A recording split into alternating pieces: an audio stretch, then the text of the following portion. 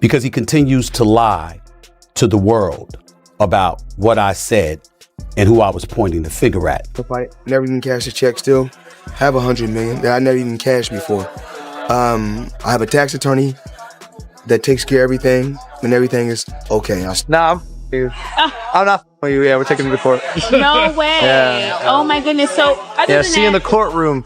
Congrats, you're going to prison, Floyd. Floyd Mayweather Jr. recently addressed questions about his finances, assuring that his monetary situation remains stable.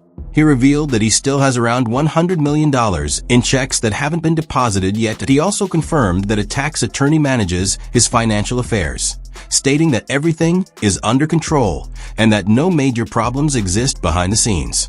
Floyd Mayweather has had for not paying someone. Recent reports suggest Floyd Mayweather Jr. could be facing potential legal issues after comments made on a broadcast by Stephen A. Smith.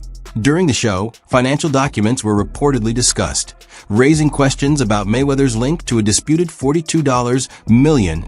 Some accounts even hint that authorities may have intervened, though no official confirmation exists.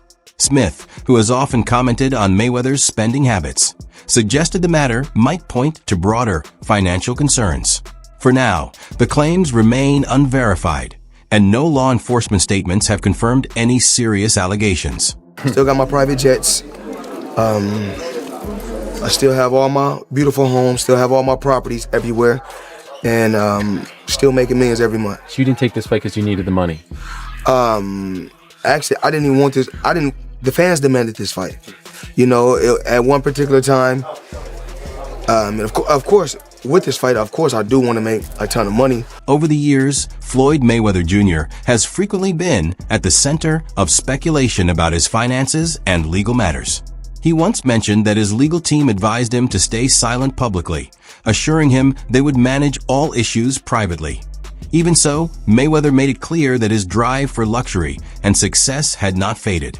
He openly spoke about maintaining his lifestyle, including private jets, large estates, and other high-end assets. While his attorneys handled legal matters, his statements suggested that preserving his wealth and image remained a top priority, while keeping many financial details private while projecting prosperity. Mayweather reinforced the perception that he is determined to protect both his fortune and reputation.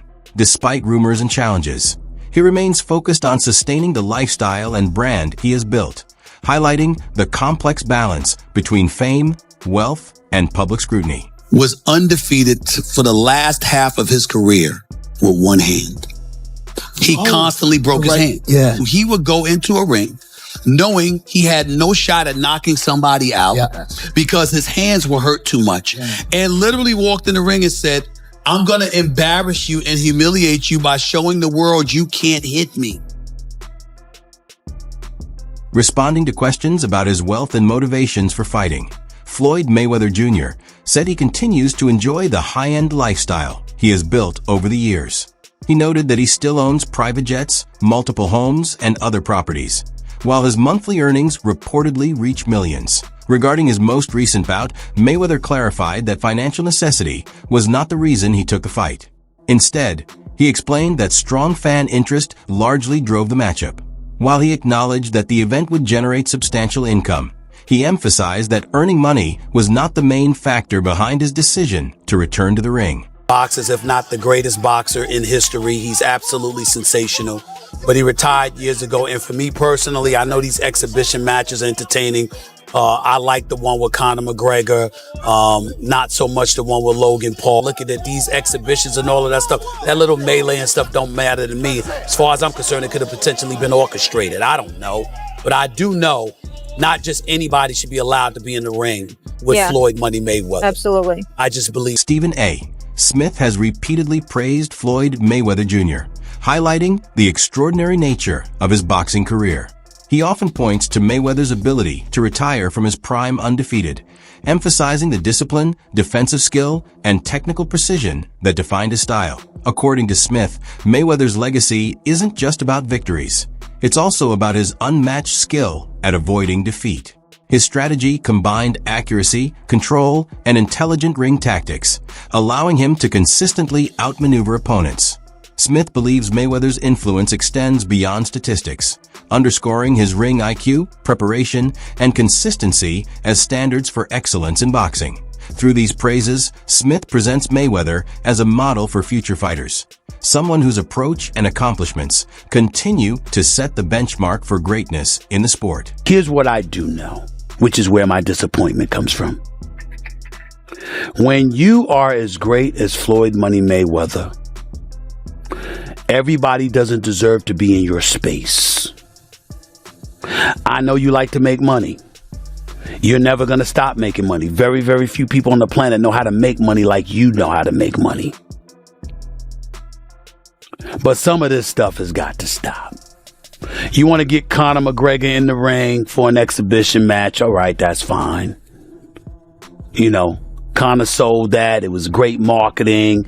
He's not a boxer, but hey, he was a knockout artist in the UFC. I get it.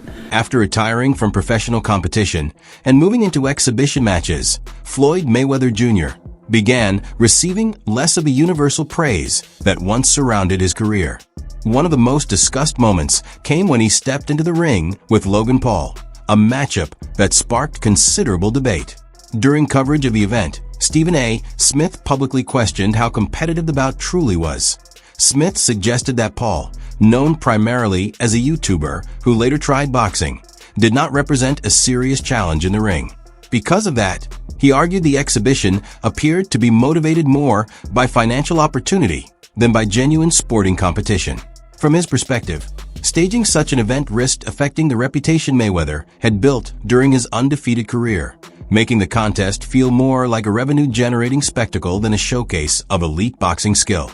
The reaction from critics reflected a broader concern that these exhibition appearances lacked the intensity and meaningful stakes that defined Mayweather's peak years. As a result, some observers felt the focus had shifted toward creating profitable events rather than strengthening the legacy that once placed him among the sport's most respected champions.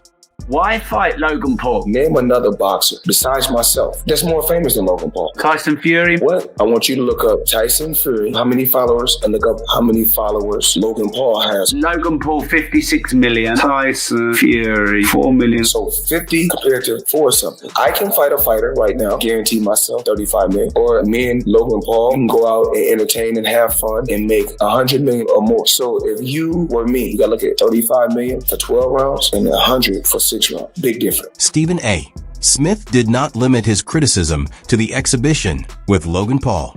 He has also voiced broader concerns about the direction Floyd Mayweather Jr. has taken with his exhibition fights.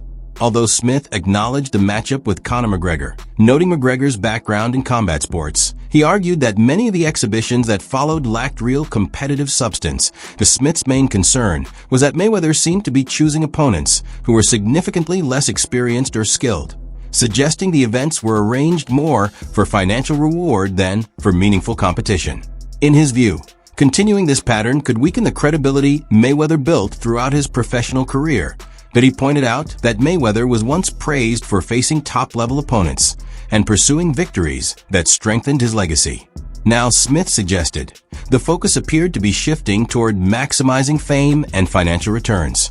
He warned that emphasizing profit over challenging matchups could gradually affect how the public remembers Mayweather's career, potentially reshaping the legacy of one of boxing's most accomplished figures. Floyd Mayweather, the highest paid athlete, not the highest paid boxer, the highest paid athlete in the world. I had the opportunity and pleasure to be around him for many years. I was his personal shopper. I was a personal friend of his family. One of my greatest memories of being just lucky enough to even be around that environment was watching him train. Watching Floyd Mayweather train is a masterclass in discipline. It is a masterclass in work ethic. It is a masterclass in this is how you execute and get stuff done. Every rep, he hits it hard. There's not one lazy rep. He does everything at such a high frequency, so elevated. I'm like, goodness gracious, watching this man train, it's like, that's how I want to train for life. I've been to the club with Floyd where we leave in the club 3-4 in the morning and he's still going to hit his 6 miles. He'll have all the cars follow him and he's running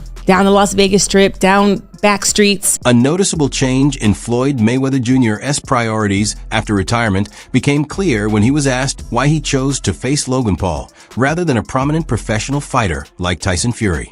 Mayweather's explanation drew attention because he pointed directly to Paul's enormous social media audience as the primary reason for agreeing to the match. That reasoning indicated that digital popularity played a major role in the decision, rather than factors such as competitive challenge or long-term legacy. Commentators and analysts, including Stephen A. Smith, voiced concerns that the choice reflected a broader change in Mayweather's focus. Instead of pursuing difficult opponents or career-defining bouts, the move appeared tied more closely to publicity and financial opportunity.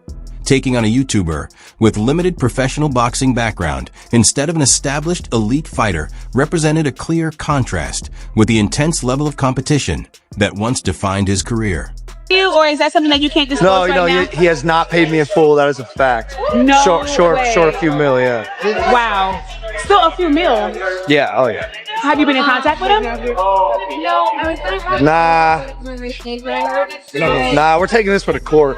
No, are you being serious? Is this like a Do I look serious, lady? You do. I'm just making sure. I apologize. Really? I'm just... Nah, I'm not. Yeah, we're taking him to court. No way. Yeah. Oh my goodness. So, See you in the courtroom. Congrats, you're going to prison, Floyd. At one point, Floyd Mayweather Jr. was widely recognized as the highest-earning athlete not just in boxing, but across the entire sports world. That distinction reflected more than his performances inside the ring. It also highlighted his reputation for careful planning, sharp business instincts, and a strategic approach to building wealth. Through major pay-per-view events, lucrative promotional agreements, and various investments, Mayweather created a financial empire that drew admiration from fans and observers alike in recent years. However, new reports and circulating rumors about his finances have begun to challenge that long-standing perception. The image of a perfectly disciplined athlete and flawless businessman has faced growing scrutiny. Some commentators have started questioning how his fortune is managed, suggesting that the stability of his financial position may not be as certain as it once seemed. But a figure who often emphasized his wealth and financial intelligence is now the subject of closer examination. This has led some observers to wonder whether the lavish lifestyle he frequently displays is completely sustainable, or if it could be concealing deeper concerns. As these discussions continue to emerge, they have prompted both fans and analysts to reconsider Mayweather's broader legacy, raising questions about whether his brilliance in boxing has been matched by equally strong financial decision-making outside the ring. I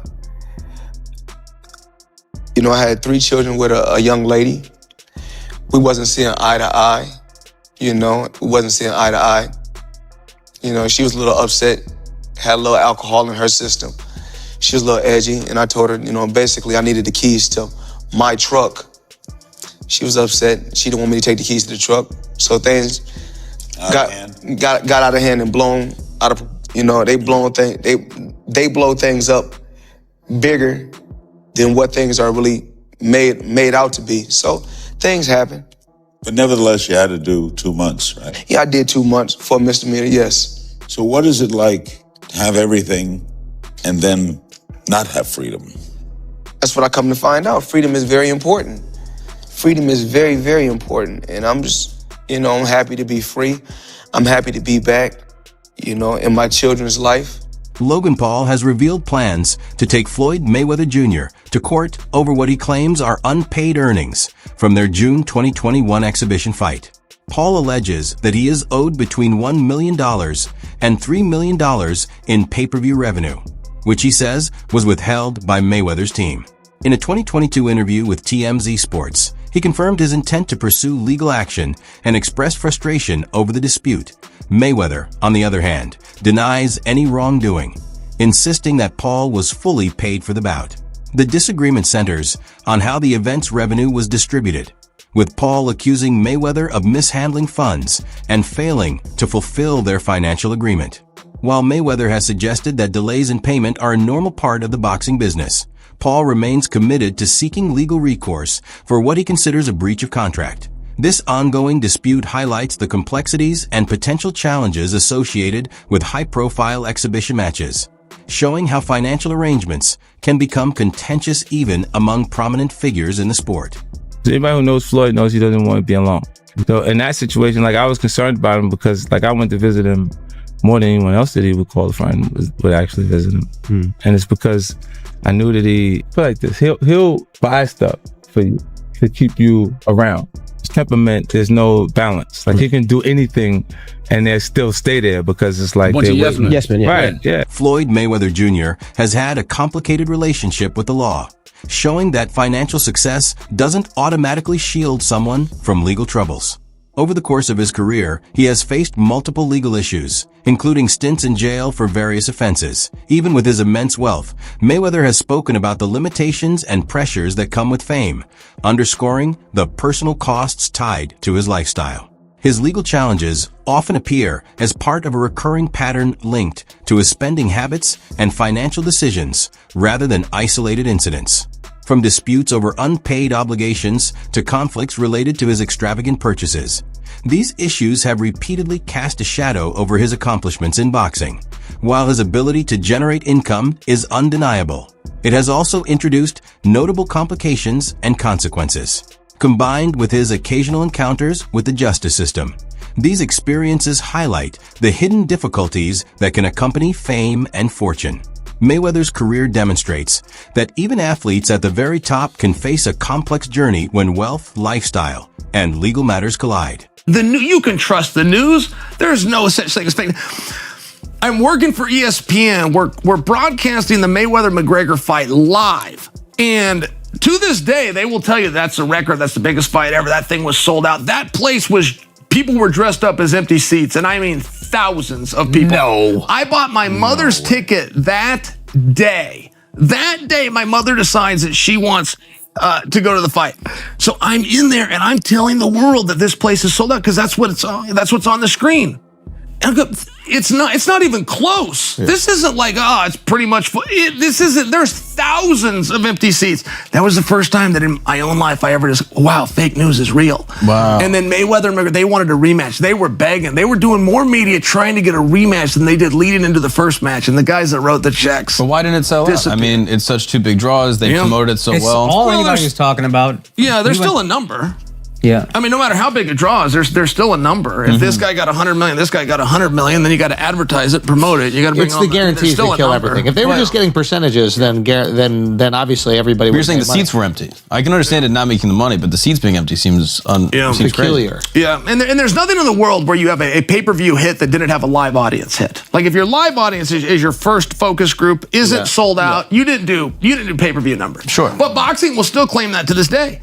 They still to this day claim that that's number one. And if you want to be the biggest pay-per-view in boxing history, all you have to do is claim it. 50 Cent has recounted his experience working with Floyd Mayweather Jr. during one of Mayweather's more difficult periods. While Mayweather was serving time in jail, 50 Cent reportedly took charge of Mayweather Promotions, managing operations and investing millions to keep the company afloat. According to 50 Cent, once Mayweather was released, he did not acknowledge the support or financial backing provided, allegedly failing to repay the funds 50 Cent had put into the business. This episode highlights some of the challenges that have surrounded Mayweather's financial dealings, showing how legal and monetary issues have affected both his public reputation and personal or professional relationships. Mayweather responded to these claims by asserting that he never requested 50 Cent's assistance in managing Mayweather Promotions during his incarceration. Critics suggest this response reflects a broader pattern, portraying Floyd as someone who prioritizes his own interests over loyalty or business obligations. By dismissing 50 Cent's contributions, Mayweather appears to underscore a consistent emphasis on self-interest and financial gain, sometimes at the expense of partnerships, leaving behind strained relationships in his professional wake.